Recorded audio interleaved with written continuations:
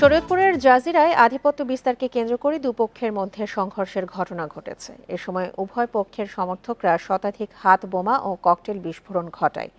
এ ঘটনায় অন্তত ৮ জন আহত হন। সকালে উপজেলার বিলাসপুর ইউনিয়নের দুর্বাডাঙ্গা এলাকায় এই ঘটনা ঘটে।